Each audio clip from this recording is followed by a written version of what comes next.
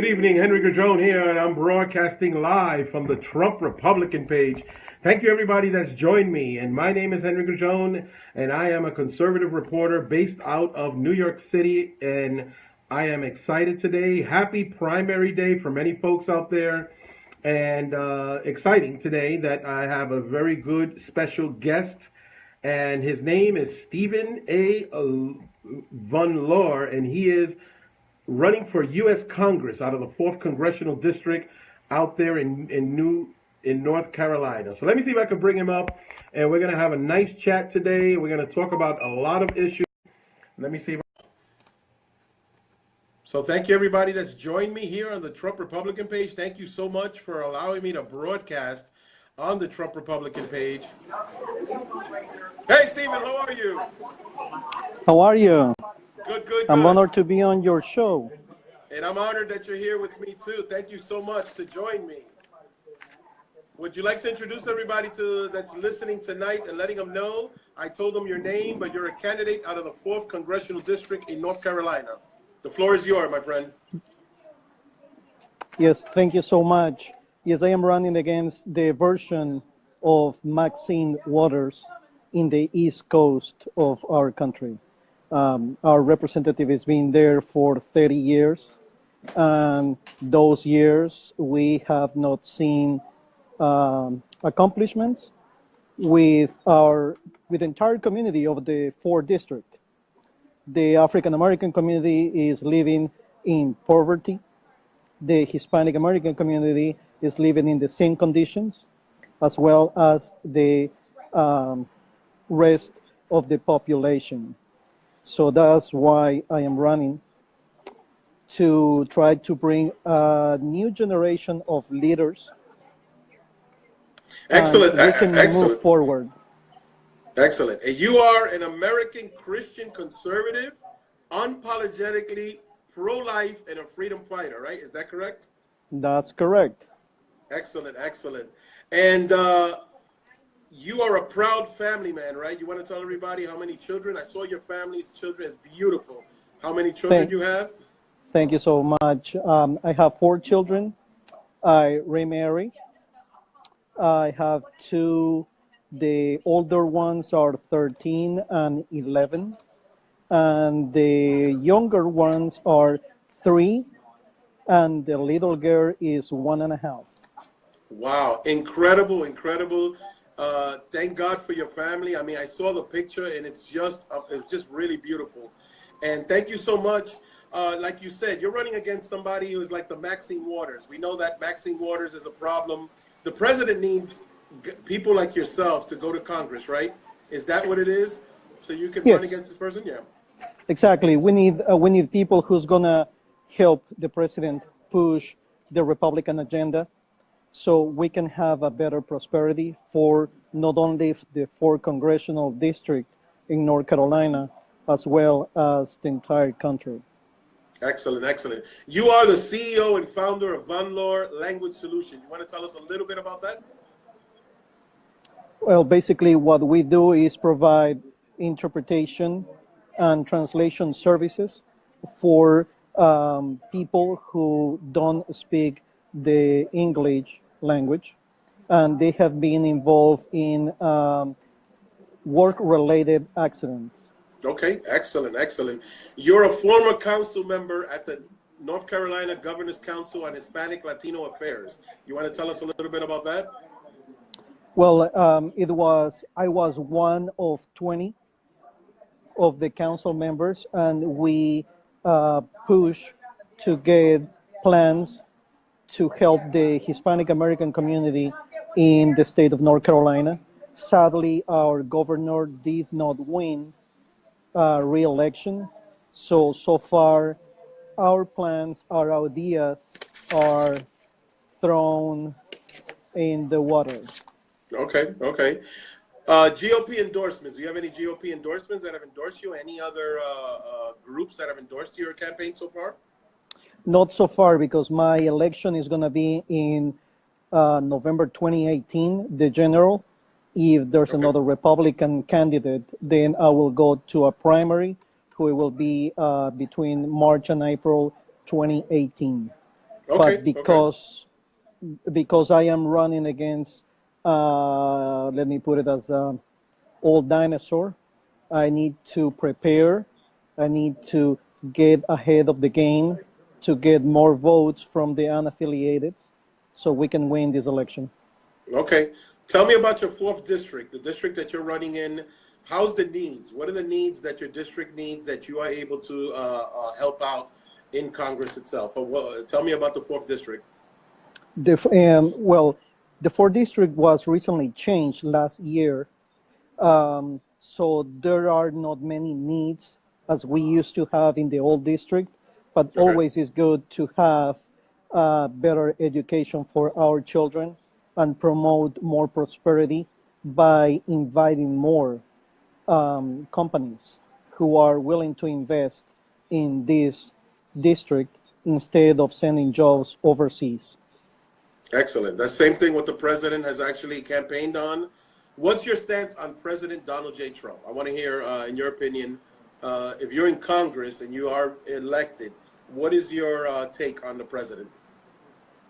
Well, we have to support the ideas that the president ran on his campaign. So far, um, it's moving slowly because there are some people in our ranks who don't want to support our president. This is why I believe that we need more conservatives, candidates, and elected officials who will help the president move the agenda in order to make our country better. Okay. And let me ask you, the controversy as a Latino person myself, and I'm Dominican American, and the whole controversy on DACA. What's your take on DACA? And now that the president, it's ended and they're going to extend it 6 months to go back to Congress. What is your take on DACA itself as you have been an advocate for the Latino community? Well, we need to remember that DACA is an unconstitutional executive order from the previous president. I don't believe it's fair that the left media is blaming our president when Obama put an end date for DACA. Sadly, the Democrats and the previous president didn't explain in a detailed way to our community on what was DACA supposed to be helping those 800,000 recipients. I don't Okay. call them children because they are not children. They are grown up adults. And we know there are so many people that they have great possibilities to be better in our country because this is the only country they know. So we need to have a position where we show our human side, but we also need to remember that this is a country of laws. And the only body on our country to make laws is Congress. And they need to do their job. That's why the president did what he had to do. So right now it's going back to Congress. They have 6 months to come up with legislation. In your opinion, do you think that there's a chance for the DACA recipients to get a legislation passed? Do you think that might happen in 6 months? I hope so. As a matter of fact, we know that Senator Tom Tillis from North Carolina is drafting a bill to see these 800,000 recipients to find a way how we can improve and make a pathway so they can be legalized. Exactly, exactly. So the Congress right now, they could not pass the health care bill. They could not, and I'm sure it's going to tackle the tax reform. Do you think that Congress can actually work with this DACA legislation because they have not able to work with the other situations that we had, like the health care bill? Do you think they're actually going to do something? I really hope so. Sadly, we know that we lost the health care bill because of Senator McCain, and Yep, he yep. blamed it on his medical condition. I hope he will not do the same with the DACA uh, issue that we are having in the 6 next months. Okay, and imagine now that the president he struck a deal with the other side, which would be the Democrats, to extend the budget for 3 months, raising the debt ceiling. What do you think about that, in your opinion? Well, you know, our country right now, we are suffering two uh, national disasters with two hurricanes hitting our country in a matter of a week. Yes, So we yes. need to raise the debt ceiling so we can send the help possible to the people who were affected by these hurricanes. Yeah, because right now they're So dealing with Texas. They're dealing with Texas right now. The appropriation, with these bills that they extended to raise the debt ceiling. But now we have Florida. We don't know exactly the outcome of how much. And there's a lot of money that's going to be needed also for Florida, right? correct. Okay, so that's what we're facing there. I mean, this is where we at. The House right now, they've been dealing with this continuing resolution that's going to be a temporary measure for 3 months. And a lot of conservatives are not too keen on this. What do you think about that? Even though they know that they needed to raise this debt ceiling, what do you think the conservatives, should they actually work with the president and the Democrats also? Well, that's what they should do in order to get the country forward. Because I understand that as a conservative, we don't want to be spending more money that we get in from taxes, but we need to prepare ourselves for the future. We didn't foresee that we were having two natural disasters. Okay. Let me ask you, the event that you're in now, are you okay? You can tell us where you at right now, if that's okay with you? Yes, I am at the honoring our heroes. As I Okay. remembering the 9/11 attacks. So we are in Cary, North Carolina, and our guest speaker was Dinesh D'Souza, who is Excellent. author and he's a filmmaker, and he's very open against the Obama administration and also the Hillary Clinton campaign. Exactly, exactly. Is he close to you to say hi, or is that not possible? Because I mean, Um, well, right now he is speaking, okay, okay, okay, so I had to come out from the from the main stage. So okay, he okay. he's not he's still speaking. No problem, no problem. So I can that's give I fine. can I can give you a quick peek. Yeah, yeah, we can. You want to let everybody can see that. That's good.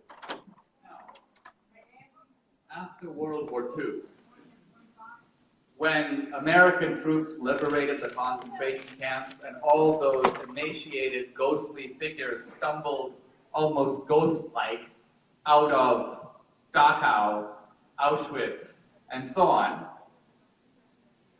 fascism and Nazism became permanently discredited.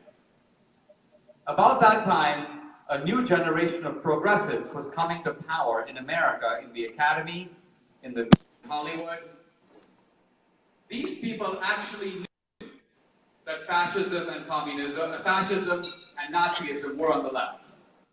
They also knew that the Democratic Party had had deep ties with fascism. FDR was a huge fan of Mussolini. He sent members of his brain trust to fascist Italy because he saw fascism as more progressive than the New Deal. He wanted to bring fascist ideas here. Mussolini, for his own part, revered FDR. It was a mutual admiration society. Mussolini reviews FDR's book in an Italian magazine. The review can be summarized this way. Great book, great guy, he's one of us, he's a fascist. He's a fascist. Now, after the war. That was awesome. Thank you so much, everybody. I know enjoyed. I don't know if you were able to hear because I was really far away. No, it's perfect. It sounded perfect, perfect. We all heard it. Yes. Incredible. He's an incredible gentleman. He's a conservative, as you are, because I was looking at your profile. and you are a conservative, you're a Christian, and you are a patriot, my friend. So I do wish you all the luck. I want to make sure that the audience that's going to see this, not only now live, but afterwards, do you want to give a final thought? Because I don't want to take too much of your time. I do appreciate you taking time. You want to give a final thought and let everybody know about your campaign, anything you have planned soon? Well, the final thought is to our Hispanic American community that we are fighting against a group of Democrats who have lied so much for so many years. They try to make us believe things that they are not real. And the only way that we can do is to keep our conservative values that they align with the Republican Party. Excellent, excellent. 29% of Latinos voted for Donald Trump in the election.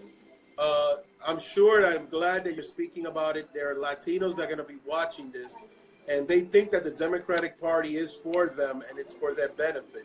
But you're going to let them know, as am I, that they need to think differently, right? Yes, they need to think differently.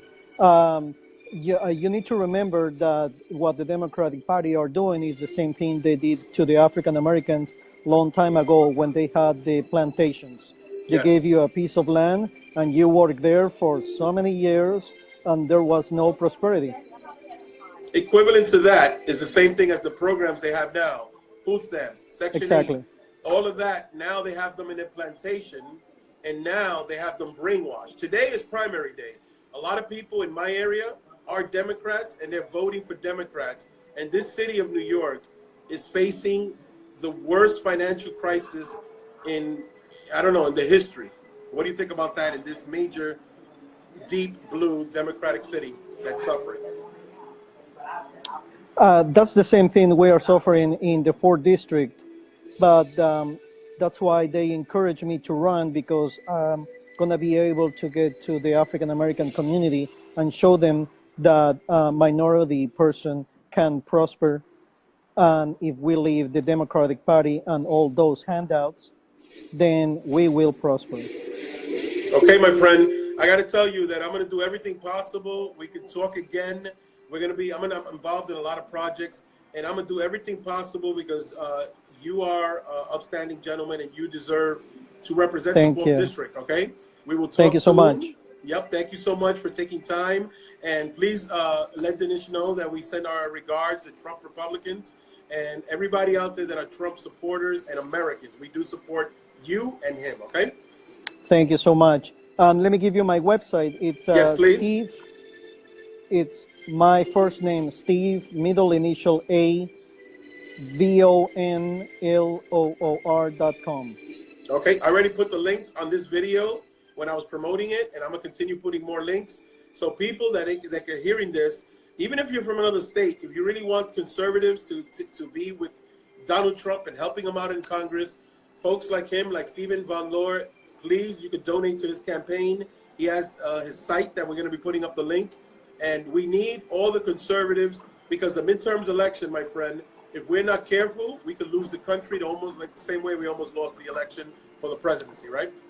Yes, I agree.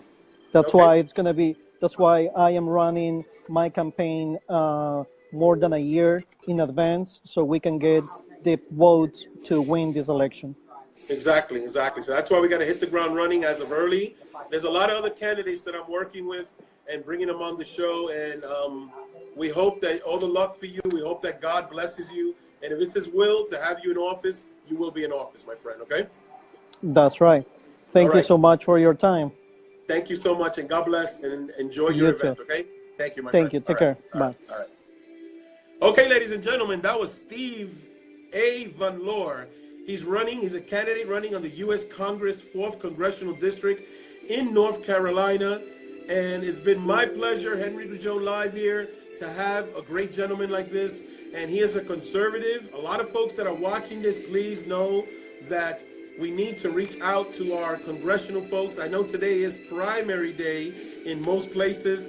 And here in New York City, they're voting in folks for primary and then the general election on November 8th. but I need you to know that we have to look into all the candidates. I'm going to be having more candidates this week, next week, and you can join me and you can see for yourself and you can spread the word. You can forward it if it is your district, or if not, try to look up these folks and try to give them support financially. They do need it, but also if you can give them support and drop a line to their pages and letting them know that folks, people like yourselves that are for the United States, see that beautiful flag I have back there? That's what we're for. America first, and we need to take care of each other first, and that's what we need to do. Thank you so much for joining the week. I'm going to have dates and next week, and everybody that if you're it is 9:30. It's too late now. The voting counts are coming in for primary, and all those candidates, we wish them luck. But also, especially those that are Republican conservatives, we hope our candidates are in there to be voted in. And then we have a couple of months of some intense fighting when it comes to local elections. But next year is 2018, and it's going to be the midterm elections. Guys, we need to take this serious. Last year, we came close. We almost lost the elections. And certain statistics I want to tell you, we took the House, the Republicans, conservatives. We took the House in 2010. We took the Senate in 2014. And we took the presidency in 2016. For November 2018, this is what we're facing. 33 Senate seats, all 430 House seats, 14 governorships, and in the Senate, remember, 52 majority with the vice president is one, but we need a super majority because that's the reason that the health care bill was not passed. And now we're facing the tax reform, and also we're going to be facing now this DACA legislation that's being put on Congress. And you know what? All those kids, all those adults that are DACA, they do deserve to have a proper legislation, but law and order, guys. That's what people have to know. Me being Latino, to let you know that for DACA, you need law and order, and that's what we have to face right now, and that's where we at. And thank you so much for joining me. And my guest, Stephen A. Van LOOR, and he's running for Congress out of the 4th District in North Carolina, and we wish him the best. And all you guys out there that are viewing the primary day, I hope you enjoy yourselves. God bless. Thank you, the Trump Republican page, for allowing me to broadcast, and so many other pages for allowing me. And one more thing, I'm part of the Great American Candidate organization, also working together with the Latinos for Trump throughout the United States to get the word out. Latinos for Trump New York, Latinos for Trump California, Florida, Texas, so many others. One more thing I don't want to forget. We pray, guys. 9/11 was yesterday. I was at the ceremony yesterday for the FDNY, and I was near family members. I was near some great military folks out there. If you can check out my page, my links, and you can see yesterday's video coverage and also pictures. So it was an incredible event. People are still giving honor today and maybe in the next few days for the 9/11 victims for that day. 343 FDNY, close to 3,000 people lost their lives, and 37 Port Authority police officers and 23 NYPD. So on top of that, our prayers go to Florida, which right now I believe 6 million are without light. They're still looking at the damages. They are looking at what's happening. The president already worked together with Governor Scott. So our prayers go out to Florida, in which a lot of them are suffering. And also for Texas, we can't forget that. That's 2 states that are critically injured by hurricanes Harvey and Hurricane Irma. We are keeping an eye on Hurricane Jose, which is out there in the Atlantic, Category 3, and we're really keeping a close eye because it may come and make landfall in the next 4 to 5 days, so we're keeping an eye on it. So thank you so much. Henry Gajon live here, broadcasting out of the Trump Republican page, and I'll see you soon with more candidates. Thank you so much. God bless you, and God bless America. God bless our president. And until the next time, guys, thank you.